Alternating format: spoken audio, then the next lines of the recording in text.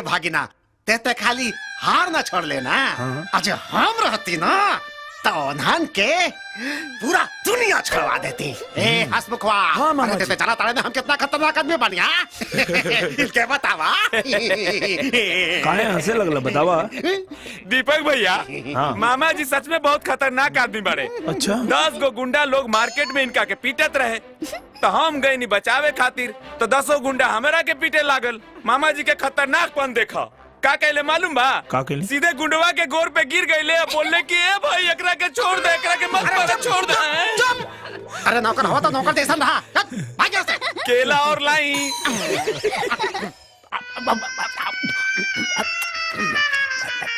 अरे हसमुखवा, अरे तेरी जल्दी लाओ। अरे लावा तानी। अरे बाप रे, हैली।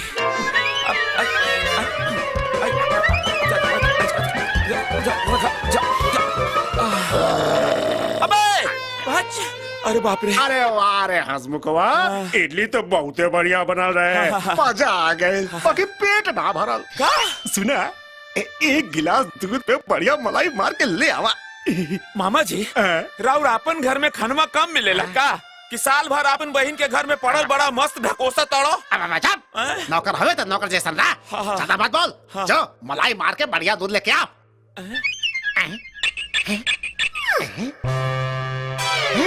मने मने गरियाओ ताने का रे? हाँ, बाहर निकाल। मुंह से बोल दी। कहत रहनी नू कि खानवा थोड़ा कम खाल कर, न तो तुहार पेट बानू आइटम बम लेखा फाट जाई और तू भाड़ में मिल जाए। जो लेके आओ। हाँ का दूधवा। अच्छा मलाई मार के लावतानी। मलाई मार के हाथ पैर बा डोरा लेखा, अब पेट हो गइल बा घोड़ा लेखा। मलाई खइए दूध में मिला के। मलाई खई है। मलाई कैसे दी? मलाई मलाई, हाँ ई रहल मलाई। अब तोहरा बहुत मस्त बढ़िया वाला मलाई खिलाओ तानी मामा जी। खइबा त जिंदगी तर जाई। आई हो गेल मलाई। आहा मलाई मार के गर्मा गर्म दूध मलाई मार के। अरे वारे हसमुखवा, मलाई तो बहुत मोटा मरले बारे। हम ही बनैले बानी। खाई खाई खाई खाई। हाँ हाय का भइल? ढुकत नहीं खे तो हम ढुका दी।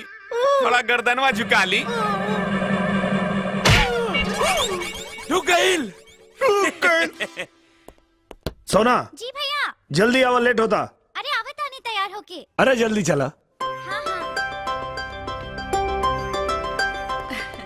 प्रणाम। खुश रहा। ऑफिस जाता रहा का? हाँ माई। तब जल्दी से नाश्ता कर लो। ना माई, ऑफिस में नाश्ता कर ले, अभी लेट होता। एक सैंडविच खाए में कितना टाइम लगी? हसमुख सैंडविच ले आओ। माई सचो में एकदम भूख नहीं के। खा ला बेटा, ना तो दुबरा जाइबा। फिर लोग कहिए सौतेली माई हा, लइकवा के खाए पिए के ध्यान नहीं खे रखत। कैसन बात करता रू माई? तो जाने लो हम तो क्या अपन सगी माई से बढ़ के समझीला। दीपक भैया सैंडविच ला बेटा खा ला। अरे सोना बेटा जल्दी से खा लो। ना टिफिन बना, हम कॉलेज में खा ले। हाँ, दा टिफिन दा। हाँ हाँ ली। चलो लेट होता। नमस्ते चाचा। हाँ नमस्ते बेटा। अरे बेटा हाई को चेक बतानी, साइन करके जाता। अभी लेट होता, बाद में साइन कर दे। अरे जरूरी बा, कितना टाइम लगी? हला चाचा वो नाम नहीं लिखल के देवो के बा? अरे हाँ नाम लिखे भुला गई। वो अनाथ आश्रम वाला। अनाथ आश्रम वालन के तो पिछले महीना चेक दिया रहे। दीपक कहा है न कि वो तहरा पिताजी के नाम से दान में दिया रहे। ये हम अपना नाम से दान देता नहीं। अगर तोहरा कोनो प्रॉब्लम है तरा है द। अरे तोहरा दान पुण्य कैला से हमके कौन प्रॉब्लम हो सकेला माई? ठीक बा चला तक। अच्छा ठीक बा। ध्यान से जाई हा। हाँ।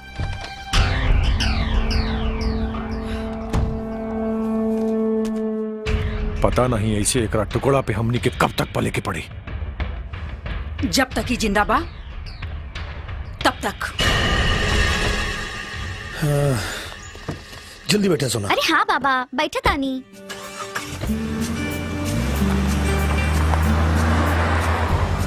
सलाम साहब। चलो सोना निकल जा, अब हमके लेट होता। अंदर तक तो छोड़ दा। अरे इतनी दूर चल के ना जा सकलो, जरूरी काम बना हमके। तोरा यही बेरा रोज रोज कौन सा जरूरी काम रहेला? अब ये सब बात जान लेबू, जाना। चला बाय सोना। कुछ ना कुछ तो गड़बड़ बा। कोनो बात ना, कबो ना कबो तो हमरा पता चलबे करी।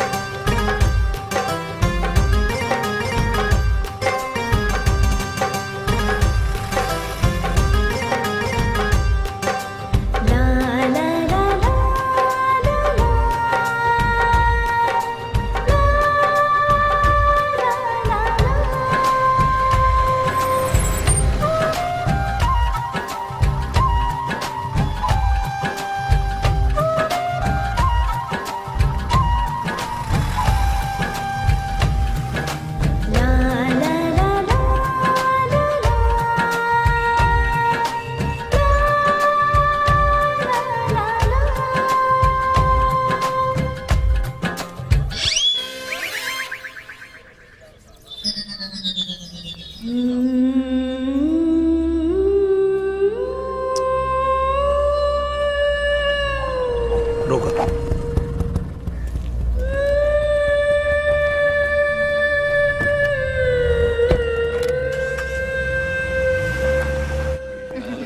Good morning. बैठा लो।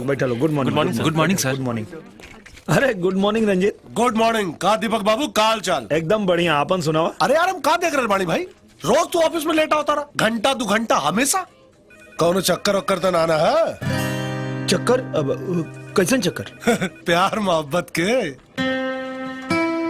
भैया संभार के, काहे कि जे इश्क में डूबेला ना फिर उगेला ना। अरे ना ऐसन कोनो बात नहीं है। यार रंजीत, हाँ? तोहरा के डर ना लगेला? कैसन डर बे? अरे दीपक सर हमनी के बॉस हवन, मालिक हवन, और तू उनकर के कुछ बोल देला। हाँ यार, डराई चाहिए ना। हाँ। अबे कहाँ के बॉस, कहाँ के मालिक? हमनी चलाई ले कंपनी, हम और हमार बड़का भैया ब्रजेश सिंह। अगर ये कंपनी छोड़ दी ना हमनी, तो तुम्हारी दीपक बाबू सड़की पे भीख मांगे लगी है। कहाँ मांगे लगी है? सड़की पे भी। हाँ, मालिक बनाना। दीपक का हो जाला तो के जब तू वो लड़की के सामने जाला? काहे कुछ ना बोल पावे ओकरा से?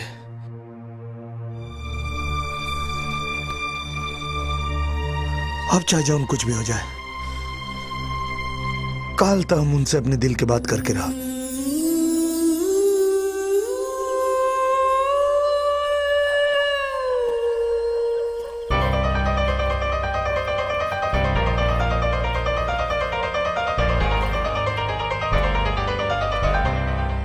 एगो बात कही? हाँ बोलो ना। तुम्हारा आंख बहुत सुंदर बा, जहां भी देखे लो एगो रिश्ता कायम हो जाला। सर सर ये बैंक से स्टेटमेंट आइल बा, एकरा के देख ली। अच्छा ठीक है।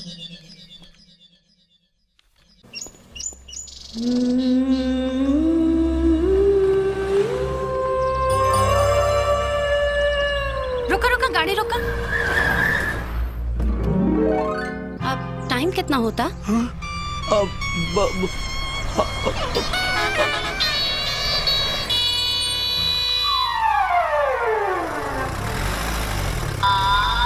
चलो ये बस का पीछा करा।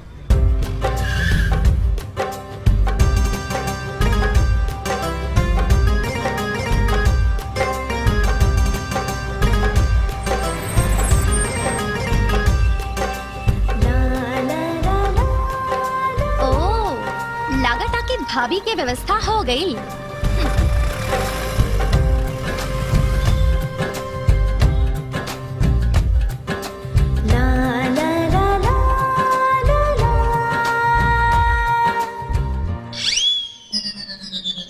ये लड़का कौन है? पता नहीं दीदी, कई दिनों से मेरा पीछा कर रहा है। तो तुम इसकी शिकायत क्यों नहीं करती हो? हाँ दीदी, अब तक नहीं की, पर अब लगता है शिकायत करनी पड़ेगी।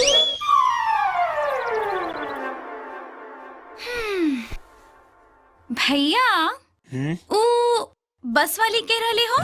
बस वाली? कौन बस वाली? अरे उहे जेकरा संगे बस में तू घूमत रहला ह।